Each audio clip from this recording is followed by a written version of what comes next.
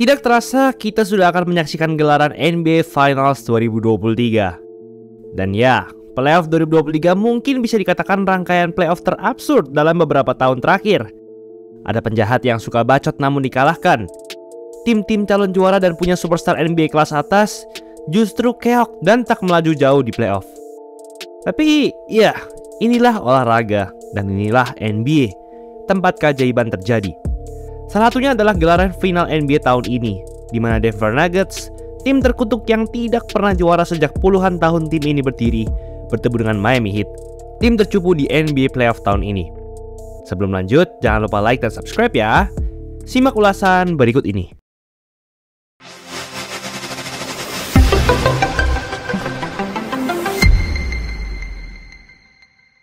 Kita bahas tentang Denver Nuggets dulu.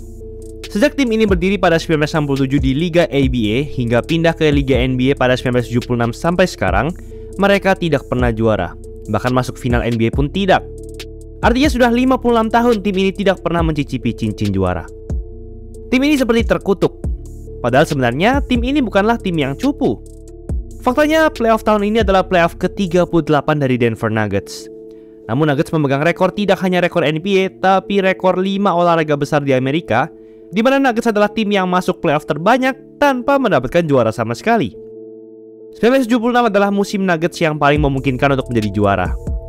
Mereka punya 3 legenda NBA, yaitu David Thompson, pemain yang pernah mencetak 73 poin dalam satu game, lalu big man Dan Issel dan Ralph Simpson, serta satu bintang muda Bobby Jones. Mereka masuk final dari ABA tahun itu, bukan NBA, namun harus kalah dari New York Nets yang dipimpin oleh legenda Julius Erving. Lalu pada era Dikembe Mutombo juga tidak menolong. Mereka sering masuk playoff bahkan selama bertahun berturut-turut. Namun mereka selalu keok. Dan pada 2003, mereka mendraft calon superstar NBA yaitu Carmelo Anthony. Dalam 2 tahun saja, mereka menyewa pelatih George Karl, pelatih yang pernah membawa Seattle Supersonics era Gary Payton dan Shawn Kemp ke final NBA 1996, dan tim ini berkembang lagi. Karl pun membawa Nuggets selama 9 tahun beruntun melaju ke playoff. Tapi hasilnya selalu sama. Nuggets selalu keok dan tak pernah melaju ke final NBA. Yang terdekat adalah pada 2009, di mana mereka punya banyak pemain bintang di tim itu. Ada superstar Carmelo dan Allen Iverson, All-Star Chauncey Billups dan Kenyon Martin, serta cadangan yang sangat hebat J.R. Smith. Tapi lagi-lagi mereka keok di final wilayah barat oleh Lakers. Meski tim ini dikatakan bubar karena pemain-pemain bintang tadi banyak yang pergi, namun mereka selalu bisa mengumpulkan pemain baru yang lumayan, hingga tim ini terus melaju ke playoff seperti All-Star Andre Iguodala, Ty Lawson, dan Kenneth Faried. Penampilan playoff terakhir Nuggets era George Karl adalah pada 2013, di mana Nuggets finish di peringkat 3 wilayah barat, namun keok oleh Golden State Warriors yang masih baru naik daun di ronde pertama. Sampailah pada 2014, ketika Nuggets mendraft center asal negara Serbia Nikola Jokic di ronde 2 NBA Draft 2014 urutan pick ke-41. Di awal-awal, nggak ada orang yang mengira Jokic sangat sehebat sekarang. Postur tubuhnya juga tidak meyakinkan, di mana ia tidak kekar seperti big man hebat NBA lain layaknya Giannis dan Joel Embiid. Bahkan saat ia di draft, ia ketiduran. Wadaw. Namun ia baru main di NBA 1 tahun setelah ia di draft, karena ia masih bermain di klub profesional Serbia yaitu Mega Basket. Dan di musim pertamanya, ia langsung menunjukkan potensi yang sangat baik. Ia masuk dalam All-NBA Rookie First Team 2016. Tidak hanya hebat dalam mencetak angka dan rebound layaknya center, tapi ia juga hebat mengumpan, bahkan sempat mencetak 9 assist dalam satu pertandingan di musim pertamanya. Lalu pada 2016 juga masuk Jamal Murray, salah satu point guard terhebat NBA yang menjadi tandem Jokic sekarang. Sayangnya ia berkutat dengan cedera ACL pada 2021 dan harus vakum 1,5 tahun. Kalau tidak, gue yakin sekarang Murray sudah at least 1 kali jadi All-Star. Lalu pada 2018, masuk lagi Michael Porter Jr. yang akan menemani Jokic dan Murray membentuk Big Three Nuggets era sekarang. Tapi sayang, ia juga cedera dan tak bermain semusim penuh ketika di draft. Di sisi lain, pada 2020, Jokic sudah 2 kali All-Star dan sangat berkembang. Namun, masih tak ada yang mengira tim ini siap di playoff. Tapi untungnya trio Nuggets semuanya sehat. Hingga datanglah playoff bubble 2020. Mereka mengeliminasi Jazz di ronde pertama dan Clippers yang punya segudang pemain bintang di ronde kedua dan melaju ke final wilayah barat setelah 11 tahun. Tapi lagi-lagi mereka kalah dari Lakers. Sejak itu, meski Jokic berkembang menjadi 2 kali MVP NBA, bahkan harusnya 3 kali di musim ini, serta ia menjadi pemain dengan urutan pick terendah dalam sejarah yang menjadi MVP NBA, sayangnya Nuggets selalu ditinggal Michael Porter Jr. dan Jamal Murray yang bergantian cedera. Alhasil, mereka selalu keok. Ada yang bilang ini karena kutukan penyihir yang sempat mereka alami pada 1975 saat playoff melawan Indiana Pacers di final wilayah. Nuggets saat itu adalah tim terkuat di ABA yang bahkan terlampau sangat jauh lebih kuat dari Pacers saat itu.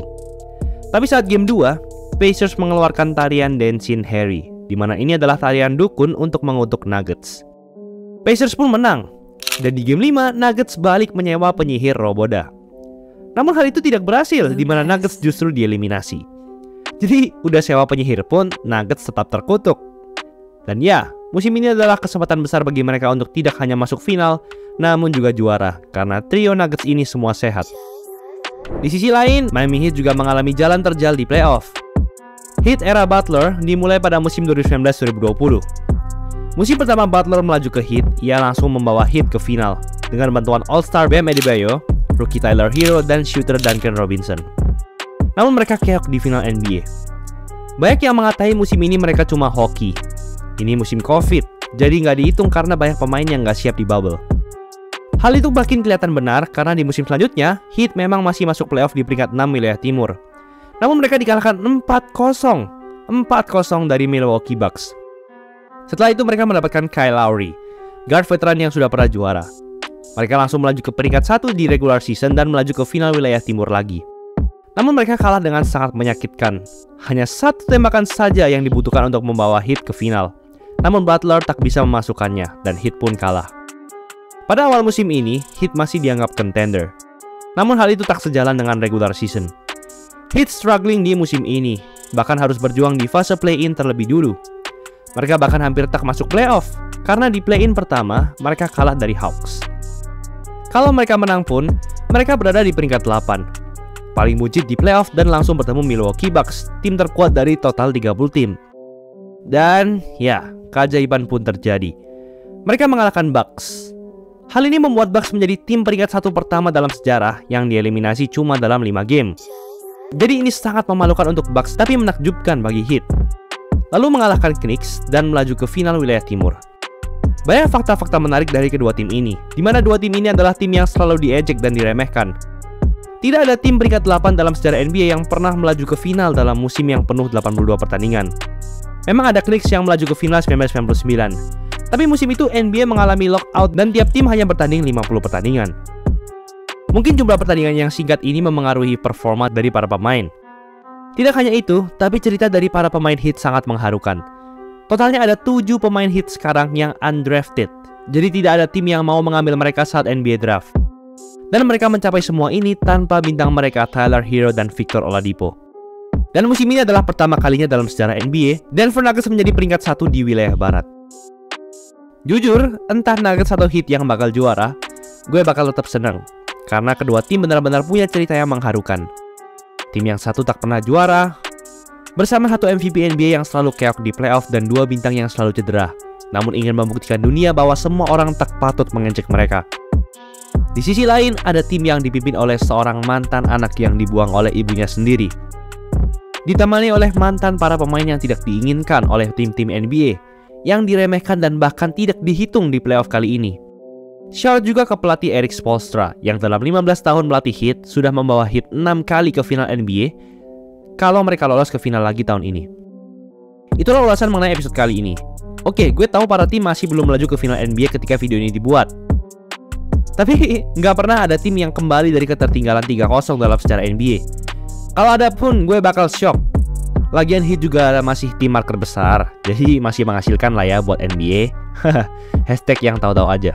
Buat kalian yang mau bikin jersey tim, langsung aja cek Easy Sportswear.